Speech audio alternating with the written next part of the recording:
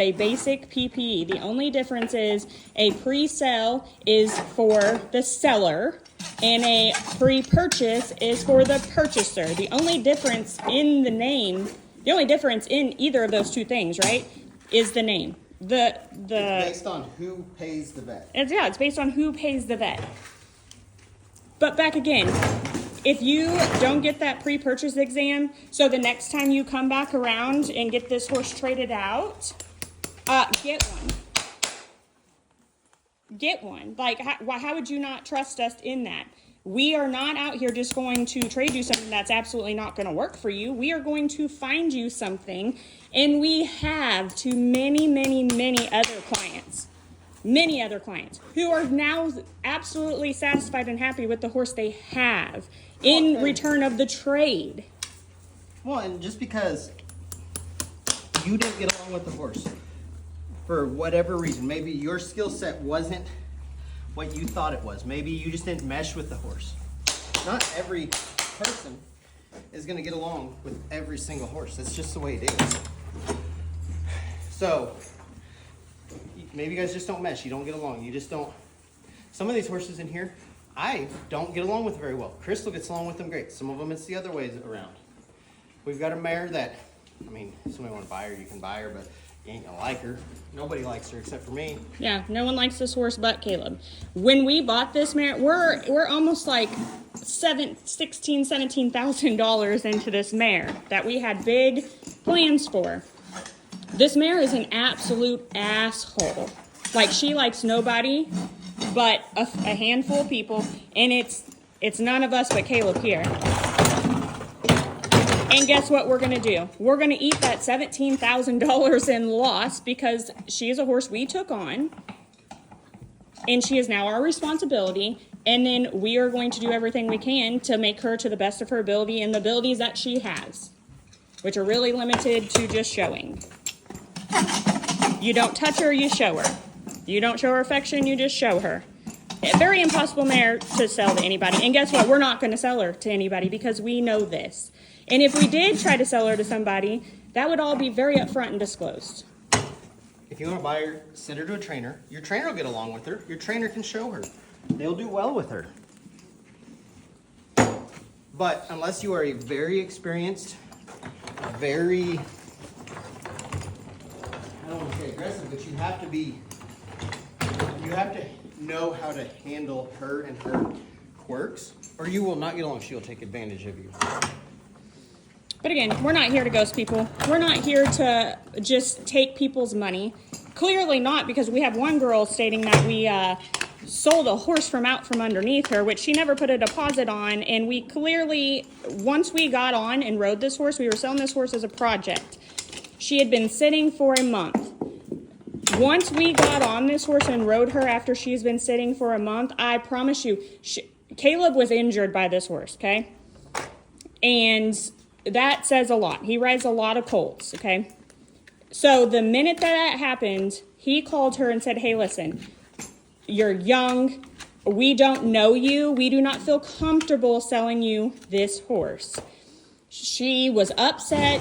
That's her right. She was upset about the deal. But you're damned if you do and you're damned if you don't, because now she's bashing us on Facebook stating that we sold the horse from out from underneath her. When in all reality, the person that ended up buying this horse, we literally kept telling her, you don't want this horse. We have other horses for the same money, if not more, a little bit more, right, that are ready to ride and finished. We don't buy this horse. Like, we literally talked down on this horse as bad as we possibly could, because we are not out here trying to get people hurt. We're not out here trying to sell people horses just to grab their money. To be honest, we took way less than what the first lady, basically, she wasn't going to offer money, but the trade was more valuable than the money we took out on the horse eventually, or bought for, or and the girl what we sold the horse for. The girl that bought the horse, she bought the horse through her trainer, who's a good friend of ours. Yeah, she bought the horse through the trainer. And a very accomplished trainer. He does very well. He's very capable. If it wouldn't have been for that and him contacting us, we would not have sold the horse to her. No. The only reason why we sold the horse to her is because the trainer stated the horse was coming directly from our house to his. Now she did end up coming out, and she even, when Caleb was riding the horse, she even asked Caleb, she goes, can I ride it? We warned her. We looked her dead in the eyes and we said, listen, we don't feel comfortable with you riding this horse. And she said, I understand that, and I'm taking full capability that if I get bucked off and hurt right here and there, that this is not your fault. And we said, okay, like if that's what you would like to do and you know the risk and liability, she said she'd sign a paper to ride the pony, all these things, which we don't have a paper, we should. But anyway, she ended up riding the horse, getting along with the pony, okay? Obviously, Caleb did work the pony before she got on it. And ended up buying the horse, even after I tried to talk her out of this horse 17 different times with other horses that were here, okay? That's what I'm saying. We're not here just to try to take people's money. We're here to match horses with people. Does that always work out how it's supposed to? No. Is that why we try to do everything possible, obviously, to help you and not ghost you and do what we can? Yes. Shoot, we had a horse that literally left here one day. They took it and ended up getting a strangles vaccine on this old horse. And the horse ended up getting wasted muscle thing from the vaccine. So anyways, even after we told them, this horse is old, do not give this horse the strangle vaccine. Well, their vet suggested give the horse the strangle vaccine. The horse ended up having muscle wasting disease from the vaccine, and we know this because they genetically tested the horse to see if it was a genetic issue, which it's only two things. It's either caused by a vaccine or genetic. Anyways, they came back, it wasn't genetic. Man, not even telling Caleb, what did I do? I sent them half the vet bill. Yeah. I sent them half the vet bill because I felt bad. A little girl came to buy this thing and I felt bad. I sent half the vet bill. Not asking Caleb. I would have said no. But, ain't our problem. but the point is we're not out here trying to just take people's money. Like, this is our business. To be honest, every horse that we take in, we don't even look at that horse to think, God, we're going to make a lot of money. You guys would be absolutely surprised how much little money we actually make on these horses.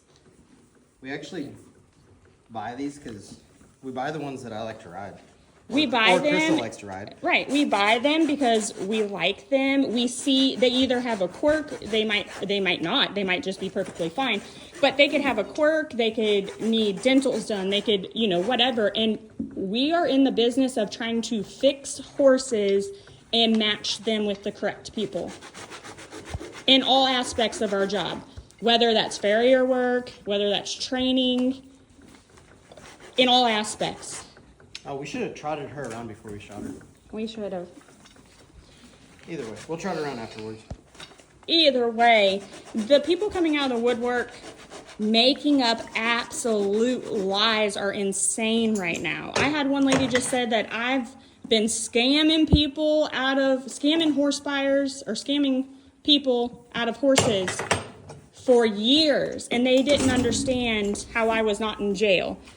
Anybody that knows me knows I've never sold a damn horse in my life until literally last year, December, and I still wasn't selling horses. I was just helping Caleb advertise. Okay, it wasn't even until this year that me and Caleb joined this business together. So where these absolute lies are coming from, like, some of you should be absolutely ashamed of yourself. I want to address the person who said that, so there is some facts in this, that the lady bought a pony, this was several years ago. Yeah, this was way before me. And they bought the pony, and actually, the pony wasn't even for sale. It was my kids' personal pony. They brought a horse. What was her name? Penelope? Kristen Ross? No. Who posted that? I don't remember. It's Kelly something. She's from Palmyra. Okay. Wait. We're just going to call you out. You want to call us out? We'll call you out because here's the facts on this. It was a halflinger pony, wasn't it? It was a halflinger pony. The pony was not for sale. It's one my kids were riding. The purchaser of the horse came to the barn to drop off a horse for training, asked if I had anything that her daughter, who was the same age as my daughter, so I think at the time was 6, but a little bitty tiny girl, much smaller than Riley. And I said, well, not really. I said, I got this one. It's the kids', like, she's not really for sale. I said, but I guess we would sell her. She asked how much. I told her that she was $3,500. The pony was older, not old, but older. If I remember right, probably 16-ish, roughly. Mid-teens, anyways. Okay. And she, the lady, she rode her. She came back and rode her. And then they didn't buy her that day. Then she came back a week later, and we went on like a 10-mile trail ride. This is to the comment where that person said she had a friend that had a similar experience with Caleb. Had a neurological... And the horse had a neurological issue, and they ended up taking him to small claims court. Yep. So when she rode the pony for a long ways, I will say she was riding the pony. I don't know what happened. The pony tripped going down the road and it did fall down on her. We got back to the house. She paid me for the training on the other horse and the pony.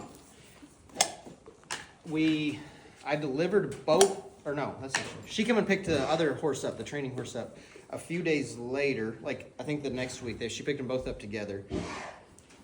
And when we loaded them in the trailer, we put the other mare on the front and Penelope, the half-length pony, in behind question. her. On a stock trailer, no slants. So, a day or two later, she messaged me and said that the pony had a swelled up hock. Well, she sent me pictures, and this hock was definitely bigger than the other one. And I got to look, and it was this hock that was the closest to the other mare on the trailer. More than likely, and there's no way to prove any of this, but more than likely, the other mare kicked her in the trailer and caused that hock to swell. It's the most logical explanation. It wasn't that way when she picked it up. It wasn't that way when she rode it. We loaded the horses that way. It was the hock that was closest to the other mare. More than likely swelled up. She took it to the vet, like she should have. Granted, the regular vet that she uses, which is also her cousin, and the vet that I used at the time was out of town. So she took it to a different vet who does not, I don't say this to be mean, but she is not a horse vet. She is barely a cattle vet. She doesn't even do very good at that. And told the lady that the horse had EPM and did no testing on whether the pony had EPM or not. And if we all know EPM, you can't just literally, it takes like a spinal tap to actually, to actually know if a horse has EPM, which is thousands and thousands of dollars. Yep. She just looked at the pony, said, oh, she's got EPM, and sent her on her way. And guess what? In 2024, at what point has not everybody in this world that owns damn horses said their horse has EPM and just treats it, whether it has EPM or not? So she left from there. That's the neurological issue that they're talking about. Yes, that's the As if EPM was Caleb's fault. So she then takes the pony to, she had to American bred. She goes to a good friend of mine's house who, he is not a vet, but is very, very knowledgeable. And which I'm going to figure out this girl's name, and I'm going to tag her in this post because we all know I'm the shit show. And he looked at it and was like, that pony, it doesn't have EPM. Is she sore in that hock? Yes, but she doesn't have EPM. And he told them that they should probably wait to ride the pony until it's over being sore. Well, she told me that she wanted her money back. I said, well, I told you from the beginning that we would trade you another horse. Like, that's the word. You don't get the cash back. It's the same thing with all of it. It's not no cash refunds. You get store credit. I did not know they literally tried to sue you over a horse that had EPM. As it didn't even have EPM. Well, I'm just saying, even if it did, as if stress EPM doesn't happen. So that horse made that EPM. Now that we know what we know, that EPM could have been dormant while it was with you because you didn't stress the horse out. Yep. That horse went to a new environment, got super stressed out for what like horses do, right? Yep. And that EPM popped up. That would have been something that no PPE, no person, not even a vet without doing testing, would be able to determine. Yes. So people are absolutely insane. She was okay with trading for another horse. At the time, I didn't have another one that was like the one that she wanted. Right, because kid broke horses are hard to come by. And they wanted something small, they wanted all this stuff. So then she starts sending me links to horses that were for sale on the internet. They were on auction sites, all kinds of stuff. And I realized that she Thought that you were going to buy that horse was for going to her? go buy. I was going to go buy a horse. She wanted me to pay the difference, and I said that's not the way this works. Like you trade one that I have. Like, and I explained to her, it's like car dealership. And it's not just anyone we have. If we don't have a horse for you, we will then find it, right? So I explained to her, I said, it's like you don't go to the Ford dealership, buy a car, and then it have a problem or you don't like it, whatever, and then go to the Chevy dealership and then expect the Ford dealership to pay the difference to the Chevy dealership. Like, that's not the way that works. Like, you deal with the people that you bought it from. Well, to be honest, you don't even have to go further into this because I didn't even know that whole issue was over EPM. And so then, if that lady would have just said that in that post yesterday, that she had similar issues with you because the horse blah blah had EPM. Actually, I take that back. Half those people on the St. Louis area equestrians things are literally city people, from my understanding and what I've been told, that don't know the horse's ass from its fucking mouth. Which is the way that the vet who originally diagnosed it with EPM was. And she did a very quick, like, didn't even do a thorough examination of the pony. Just looked at it and was like, oh, she probably has EPM. Didn't prescribe any meds, didn't do anything, just went on about whatever. Oh, wow. So she brought the pony back over because she didn't want her daughter being further attached to it. Totally fine. I told her that was fine. It could stay there until we found her something to trade.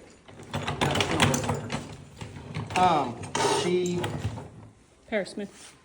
I took the pony to the horse vet in the area that everybody uses and everybody trusts. He evaluated A very it. well-known horse vet in the area.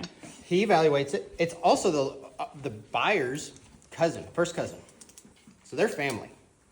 And he tells me that for her age, the pony is more than serviceably sound for the activities that she's going to do. And even wrote this in a document. We have a letter. He's looking for it at the moment. We'll post it. Yeah, we literally have the letter where they state that the horse is sound to do what it's supposed to do.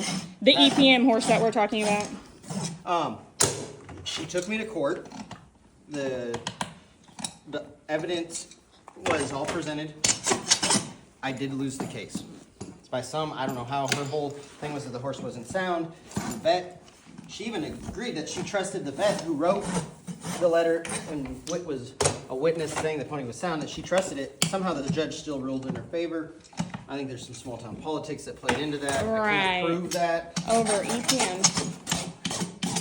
Actually, in the case, at court, they never said anything about EPM.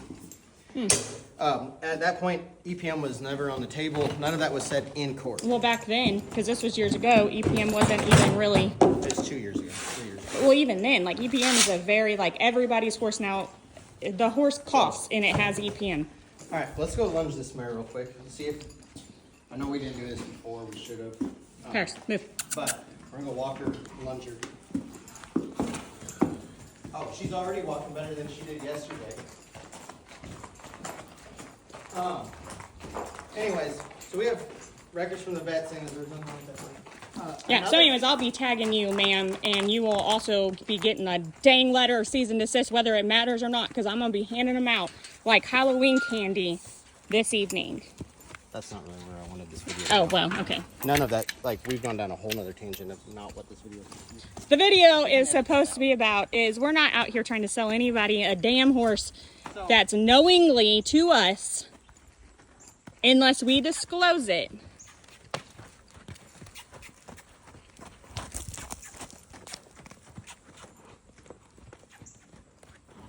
She's still slightly off. Still slightly off. She also does have an abscess you just popped. Yep. We'll evaluate her tomorrow and see where things are. Yeah, this is going to be an ongoing video. Like, y'all are going to be so annoyed about all these horses that we have for sale here. By the time this is all said and done, y'all are going to be able to trade horses on your own and not get fucked. Or you're going to be able to be knowledgeable buyers and not get fucked. Or just knowledgeable horse owners. Because half this stuff is common sense, y'all. It's just basic, normal horse care and maintenance. So we're going to problem solve. We're going to shoot all the things that we do on a daily basis. You're going to see them because we don't have anything to hide. Yeah, we got nothing to hide. Anyways, back to the pony. The family that bought the pony sends updates on a regular basis that Yeah, this they love pony. it. They ride it. Their kids ride it all over the place, go on trail rides. The pony has new owners, and it's in kids' hands, and they ride it. They love it. The pony is obviously sound enough for them to do everything that they wanted this pony to do. They ride that pony like 3D, like a limousine.